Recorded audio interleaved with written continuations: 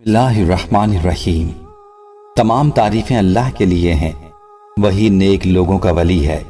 میں گواہی دیتا ہوں کہ اللہ کے سوا کوئی بھی معبود برحق نہیں، وہ یکتا ہے، اس کا کوئی شریک نہیں، وہی سب مخلوقات کا معبود برحق ہے۔ اور میں یہ بھی گواہی دیتا ہوں کہ ہمارے نبی محمد صلی اللہ علیہ وسلم اللہ کے بندے اور اس کے رسول ہیں۔ آپ تمام انبیاء کرام اور رسولوں کے سربراہ ہیں۔ یا اللہ ان پر، ان کی آل اور تمام صحابہ کرام پر رحمتیں، سلامتی اور برکتیں نازل فرما۔ سال کے 12 مہینوں میں سے رمضان تو ایسا مہینہ تھا جس کے روزے فرض تھے۔ آپ صلی اللہ علیہ وسلم پورا کا پورا مہینہ روزے رکھتے، لیکن بقیہ 11 مہینوں میں سب سے زیادہ روزوں کا اہتمام آپ صلی اللہ علیہ وسلم شعبان میں فرماتے تھے۔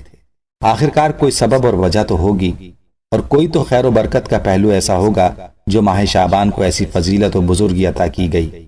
اس مہینے کی فضیلت کی بنیادی وجہ یہ ہے کہ کسی ماہ مبارک میں وہ مبارک رات بھی آتی ہے جسے شب برات کے نام سے موسوم کیا جاتا ہے۔ امام بہقی شعب الایمان میں حضرت عائشہ صدیقہ رضی اللہ تعالی عنہ سے روایت کرتے ہیں کہ حضور نبی اکرم صلی اللہ علیہ وسلم نے فرمایا، جبریل علیہ السلام میرے پاس آئے اور مجھے کہا، یا رسول اللہ صلی اللہ علیہ وسلم، یہ رات 15ویں شعبان کی رات ہے، اور اس رات اللہ تعالیٰ قبیلہ کلب کی بکریوں کے بالوں کے برابر لوگوں کو جہنم کی آگ سے آزاد فرماتا ہے۔ اللہ رب العزت نے بعض دنوں کو بعض پر فضیلت دی ہے۔ یوم جمعے کو ہفتے کے تمام ایام پر، ماہ رمضان کو تمام مہینوں پر، قبولیت کی ساعت کو تمام ساعتوں پر، لیلۃ القدر کو تمام راتوں پر، اور شب برات کو دیگر راتوں پر۔ احادیث مبارکہ سے اس بابرکت رات کی فضیلت و خصوصیت ثابت ہے، جس سے مسلمانوں کے اندر اتباع و اطاعت اور کثرت عبادت کا ذوق و شوق پیدا کرنے کی ترغیب ملتی ہے۔ اس فضیلت و بزرگی والی رات کے کئی نام ہیں: لیلہ مبارکہ، برکتوں والی رات، لیلۃ البرہ، دوزخ سے آزادی ملنے کی رات، لیلۃ السک، دستاویز والی رات، لیلۃ الرحمہ، رحمت خاصہ کے نزول کی رات، اور عام میں سے شب برات یعنی دوزخ سے نجات اور آزادی کی رات بھی کہتے ہیں۔ لفظ شب برات احادیث مبارکہ کے الفاظ اتقاء من النار کا بمحاورہ اردو ترجمہ ہے۔ اس رات کو یہ نام خود رسول اللہ صلی اللہ علیہ وسلم نے عطا فرمایا، کیونکہ اس رات رحمت خداوندی کے طفیل لا تعداد انسان دوزخ سے نجات پاتے ہیں۔ اللہ تعالیٰ کے فرمان، اس شب میں ہر حکمت والے کام کا فیصلہ کر دیا جاتا ہے۔ الدخان کی تفسیر میں حضرت اکرمہ رضی اللہ تعالیٰ عنہ سے مروی ہے، فرمایا یہ شعبان کی 15ویں رات ہے، اس میں 1 سال کا حال لکھ دیا جاتا ہے، اور زندوں کا نام مردوں میں بدل دیا جاتا ہے، اور حج کرنے والوں کا نام بھی لکھ دیا جاتا ہے۔ پھر سال بھر اس میں کمی ہوتی ہے، نہ کوئی اضافہ ہوتا ہے۔ شب برات رحمت خداوندی کے طفیل لا تعداد انسان دوزخ سے نجات پاتے ہیں۔ اس رات کو اللہ تعالیٰ غروب آفتاب کے وقت سے ہی اپنی شان کے لائق آسمان دنیا پر نزول فرماتا ہے، اور قبیلہ بنو کلب کی بکریوں کے بالوں کی تعداد سے بھی زیادہ لوگوں کی مغفرت فرماتا ہے۔ ام المومنین حضرت عائشہ صدیقہ رضی اللہ عنہا بیان فرماتی ہیں، ایک رات میں نے رسول اللہ صلی اللہ علیہ وسلم کو خوابگاہ میں نہ پایا، تو میں آپ صلی اللہ علیہ وسلم کی تلاش میں نکلی۔ میں نے آپ صلی اللہ علیہ وسلم کو جنت البقیع میں مسلمان مردوں، عورتوں اور شہداء کے لیے استغفار کرتے پایا۔ آپ صلی اللہ علیہ وسلم نے فرمایا، کیا تجھے خوف ہے کہ اللہ اور اس کا رسول تیرے ساتھ ناانصافی کریں گے؟ میں نے عرض کیا، یا رسول اللہ صلی اللہ علیہ وسلم، میں نے سوچا شاید آپ کسی دوسری زوجہ کے ہاں تشریف لے گئے ہیں۔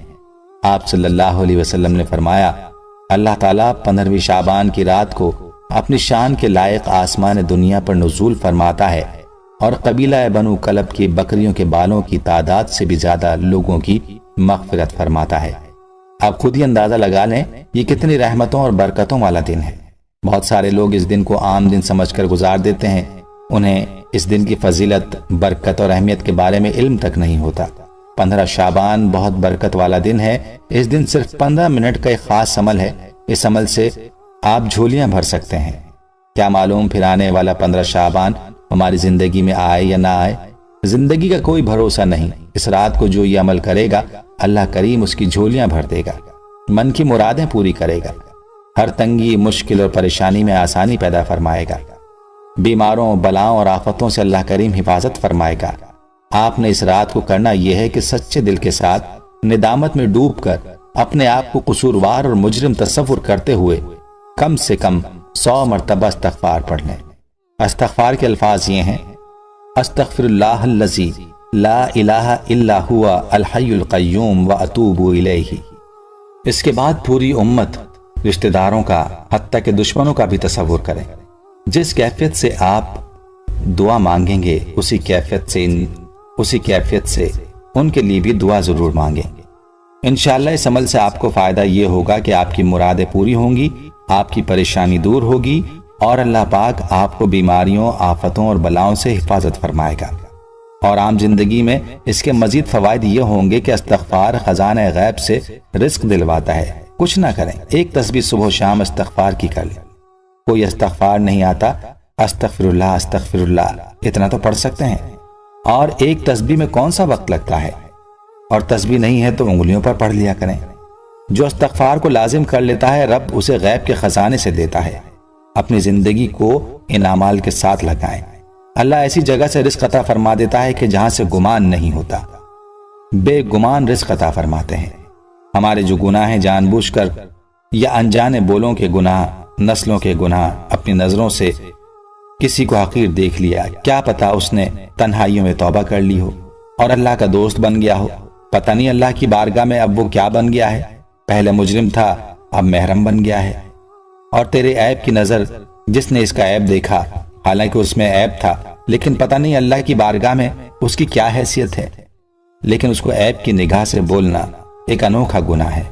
اسی لیے کہہ رہا ہوں کہ جانے یا انجانے میں وہ گناہ استغفار کو مٹا دیتے ہیں۔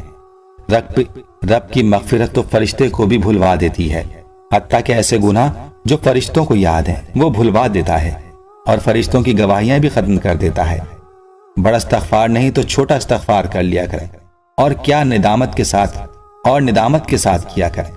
مولا میرا انگ انگ کالا، مولا میرا باطن سیاہ، میری صبح بھی، میری شامیں بھی، میری راتیں بھی سیاہ، مگر مولا تو کریم ہے، میں اعتراف جرم کر رہا ہوں، اب معاف کر دے اور اپنی رحمتوں، اپنی نعمتیں، اپنی بخشش اور اپنی عطاؤں سے محروم نہ فرما۔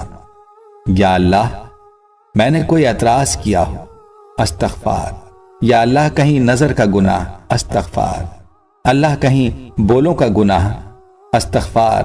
اللہ کہیں جذبوں کا گناہ، استغفار۔ اللہ کہیں سوچوں کا گناہ، استغفار۔ اللہ کہیں رزق کا گناہ، استغفار۔ اللہ کہیں تنہائیوں کا گناہ، استغفار۔ اللہ کہیں خلوتوں کا گناہ، استغفار۔ اللہ میری نسلوں کا گناہ، استغفار۔ جو پچھلوں نے کیا ہو، استغفار۔ کیا معلوم زندگی کا، پھر زندگی رہے نہ رہے۔ آج سے 100 سال بعد مثال کے طور پر 2021 میں ہم سب اپنے رشتہ داروں اور دوستوں کے ساتھ زیر زمین ہوں گے، اور اجنبی ہمارے گھروں میں رہ رہے ہوں گے۔ ہماری جائیدادیں غیر لوگوں کی ملکیت ہوں گی، انہیں ہماری کچھ یاد بھی نہیں رہے گی۔ ابھی بھی ہم میں سے کون اپنے دادا کے باپ کا سوچتا ہے؟ ہم اپنی نسلوں کی یاد میں تاریخ کا حصہ بن جائیں گے، جبکہ لوگ ہمارے نام اور شکلیں بھول جائیں گے۔ 100 سال میں سے کئی اندھیرے اور ٹھہراؤ آئیں گے، تب ہمیں اندازہ ہوگا کہ دنیا کتنی معمولی تھی اور دوسروں سے زیادہ پا لینے کے خواب کتنے نادان اور خسارے کی سوچ کے حامل تھے۔ اور ہم چاہیں گے کہ اگر ہم اپنی ساری زندگی نیکیاں سمیٹتے اور نیکیاں کرتے ہوئے گزاریں تو وہ موقع آج ہمارے پاس خوش قسمتی سے موجود ہے۔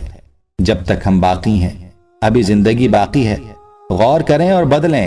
اے اللہ ہمیں ہدایت دے، اے اللہ ہمارے انجام اچھے کر۔ اللہ کریم ہمیں اس رات کو، اس دن کی قدر کرنے اور اس رات یہ مبارک عمل کرنے کی توفیق عطا فرمائے، آمین۔ اور بھی بہت سارے واقعات ہیں جو ان دنوں میں پڑھنے کے ہمیں موصول ہوئے ہیں۔ اللہ پاک سے دعا ہے کہ اللہ کریم ہمیں ان دنوں کی قدر کرنے اور یہ جو وظائف بتائے ہیں ان پر عمل کرنے کی بھی توفیق عطا فرمائے، آمین۔